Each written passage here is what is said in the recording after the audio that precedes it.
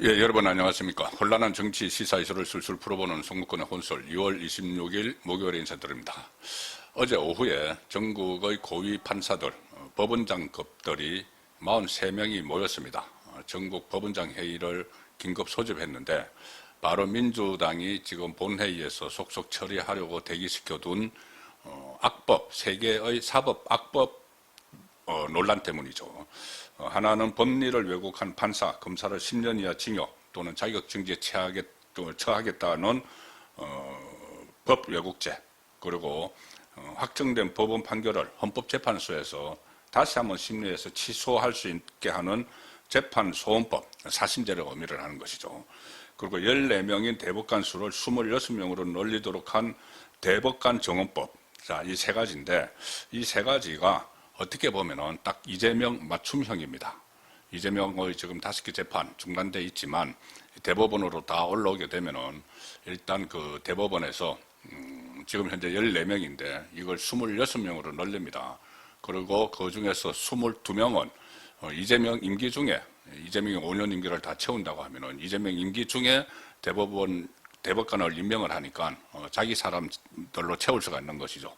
그리고 그래도 대법원에서 유죄가 나오면은 그걸 헌법재판소, 지금 김상한 헌법재판소장을 비롯해서 좌파들이 장악한 헌법재판소로 넘겨서 거기서 최종 무죄를 받아내겠다, 이 전략이 있고, 또 그것도 불안해서 이 판사들을 잘못 재판을 했다, 선고를 잘못했다, 법을 왜곡했다, 이렇게 해서 판사들을 처벌을 할 수 있는, 자, 그런 3중 안전장치를 갖춘 이재명 맞춤형 법안이랑 마찬가지죠. 자, 그래서 여기에 대해서 논란이 확산이 돼서 어제 전국 법원장 회의가 열렸는데, 물론 어떻게 보면은 상당히 버스 지나가고 난 뒤에 손 흔든다, 이런 표현까지 나올 정도로 늦은 감이 있습니다. 자, 지금 벌써 세 개 법안이 본회의에 올라가 있고, 법 왜곡죄 같은 경우는 지금 필리버스터 끝나면 오늘 중으로 처리를 해버립니다. 자, 그래서 지금 판사들이 이렇게 서로 모여가지고 막 떠드는 것이 무슨 소용이 있느냐. 민주당은 아예 지금 이 법원의 반발은 아예 묵살하고 신경도 쓰지 않고 있는 상황이죠.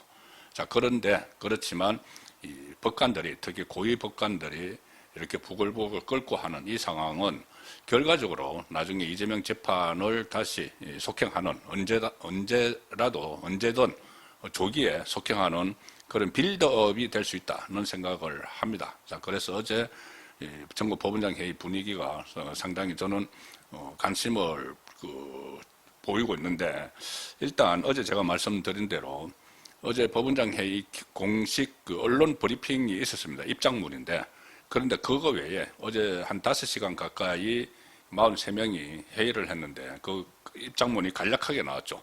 그것 외에 여러 가지 욕구들이 분출이 됐을 것이다. 그래서 제가 그것을 좀 종합 취재를 해서 오늘 전해드린다고 말씀드렸기 때문에 언론이 보도한 내용, 그리고 취재된 내용을 가지고 어제 어떤 말들이 쏟아졌는지, 판사들이 대개 이렇게 점잖게 이야기를 하죠. 그렇지만 비공개로 진행이 됐기 때문에 아주 독설도 나왔다고 합니다. 일단 어제 공식 입장문은 이 사법 계약을 하는 체계의 법안, 법 왜곡죄, 재판소원, 대법관 정원에 대해서 법안 하나하나 반대 의견을 표시를 했습니다. 공식적으로.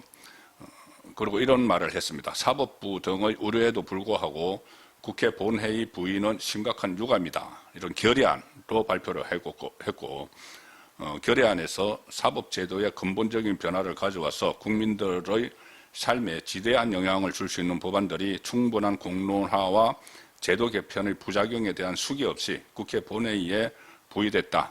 논의 과정에 사법부 등의 참여가 필요하다, 이렇게 촉구를 했지만 이미 전부 다 끝났습니다. 사법부 패싱한 채 민주당 강경파들이 자기들끼리 모여서 법안 다 만들고 이제 처리만 남겨놓고 있는 상황이죠.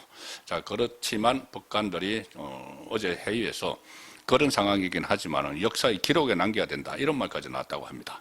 판사들이 법원에서 이 세 개 법안을 어떻게 보는지 기록에 남겨야 된다 하면서 말들을 쏟아냈다고 지금 전해주고 있습니다. 일단 이 중앙일보가 단독으로 보도한 내용을 보면은 이 대법원은 이번에 회의를 소집을 하면서 사법 3법에 대한 1선 판사들의 의견을 수렴해 달라 이렇게 요청을 했습니다. 그러니까 긴급 법원장 회의를 하는데 법원장 자기 생각만 이야기하지 말고 그 법원장들 밑에 있는 1선 판사들의 의견이 뭔지를 가지고 오라 이렇게 된 거죠. 그리고 그 회의가 시작되고 나서 법원장들이 일단 돌아가면서 이 소속 판사들, 자기 법원의 소속 판사들과 자신의 의견을 말하는 형태로 진행이 됐다. 그러니까 우리 판사들은 이렇게 이야기를 하더라. 그리고 내 의견은 이렇다. 이런 식으로 쭉 돌아가면서 이야기를 했다는 것이죠. 한 참석자는 이렇게 설명을 했습니다. 수뇌부뿐만 아니라 일선 판사들 대부분이 많은 우려를 표했다. 언론에 이야기를 한 거죠. 사법체계의 근본을 흔드는 법안들이 수기 없이 통과되는 상황을 걱정했다. 자, 이렇게 전했고, 그리고 법안의 부작용을 알리기 위해서 국민 설득이 필요하다는 의견, 이런 그 실효적인 대응 방안이 주로 논의됐다는 것인데 아주 강경한 센 발언도 나왔습니다.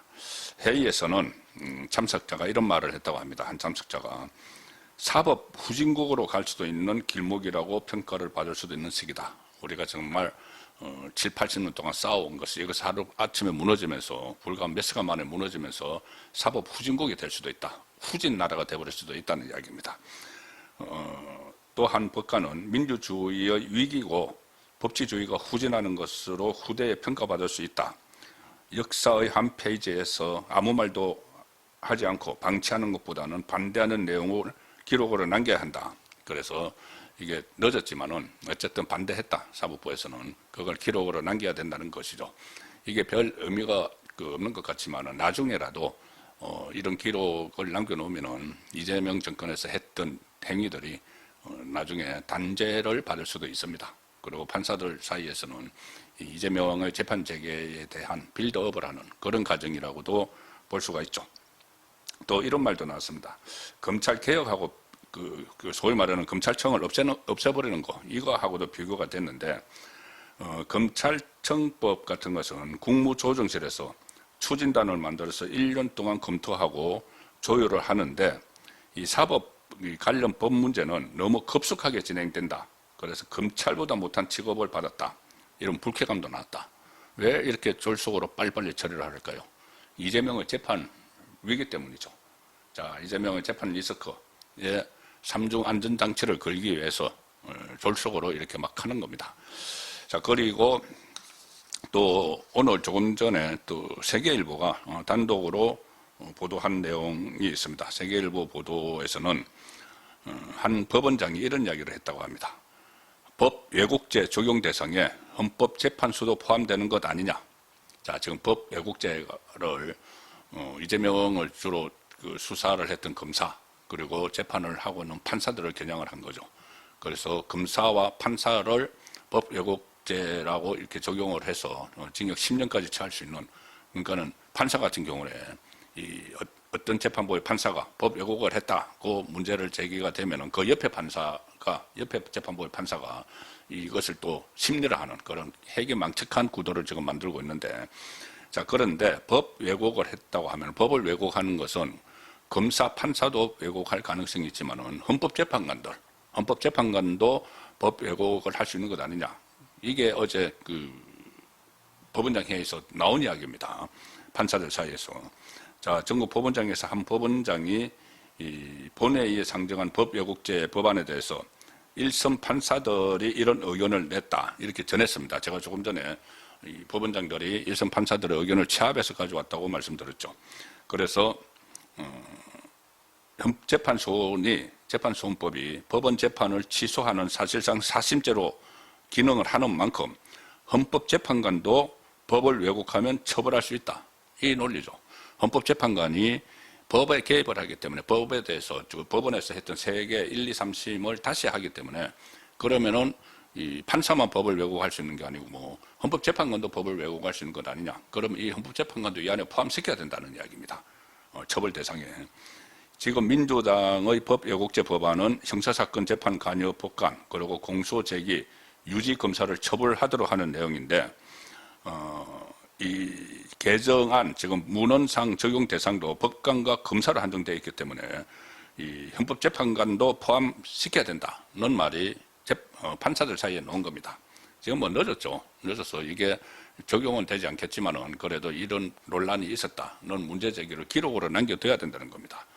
자, 지금 뭐 판사 검사를 처벌하도록 하는 것은 이재명을 수사하고 재판을 했던 또는 뭐 윤석열 전 대통령 재판을 겨냥을 해서 만든 법안인데, 다른 예를 들어서 헌법재판관들이 이 사심제가 되면 법 왜곡죄에 포함을 시킬 수도 있지만은 그 사심제가 아니라고 하더라도 가령 이 박근혜 전 대통령이나 윤석열 전 대통령에 대한 파면 결정을 내릴 때 헌법하고 법률을 해석을 다 했죠.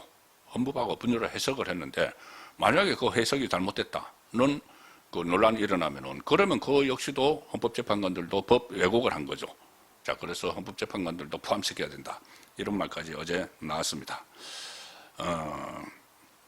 그렇지만 뭐 이것은 오늘 오후에 잠시 후에 본회의를 열어서 지금 필리버스터, 국민의힘 필리버스터가 끝나는 대로 본회의를 열어서 처리를 해버릴 거니까 이 뭐 버스 떠난 뒤에 손흔 드는 그 격이다 이런 말이 나오지만 이런 법원의 불만이 쌓이면은 이재명 재판 재개가 빌드업되는 그런 상황일 수도 있습니다. 그리고 어제 법원장 회의가 전혀 의미가 없는 것은 아니다. 법원장 43명이 모여서 이런 그 사법부의 위기에 대해서 공감대를 형성을 했다. 그리고 앞으로 또 그렇다면은 이재명의 재판 재개나 여러 가지 이재명 정부에서 저지르고 있는 여러 그 사법 훼손이 있죠. 가령 예를 들어서 김용 같은 경우에 뭐 지금 보석 상태로 나와가지고 북 콘서트를 하고 다니는 데 대한 이런 그 엄중한 그 처벌 같은 것 이런 것도 그런 분위기가 조성이 될 수 있다고 보고, 또 이재명의 재판은 중단됐지만은 공범들에 대한 재판을 좀 신속히 추진을 함으로 해서 이재명 그 선고문에 그 공범들에 대한 선고문, 가령 예를 들어서 뭐 정진상이나 뭐 이런 공범들이 있죠. 그 선고문에 또 이화영, 대북선고 이화영 이런 그 공범 선고를 하면서 그 판결문에 이재명의 불법 행위들이 안 들어갈 수가 없는 상황이 되는 거죠. 그런 그 법관들이 좀 더 심기일전해서 재판을 신속하게 진행을 하면은 이재명의 혐의들이 또 다른 선고문, 판결문에서 나오게 됨으로써 재판 재개 필요성이 적극 제기될 수도 있는 그런 상황도 예상이 됩니다. 그래서 어제 전국 법원장 회의가 전혀 무의미한 것은 아니었다는 말씀 드리겠습니다. 오늘 저녁 8시 라이브 선거권의 정치 시소 시간에 다시 뵙도록 하겠습니다. 감사합니다.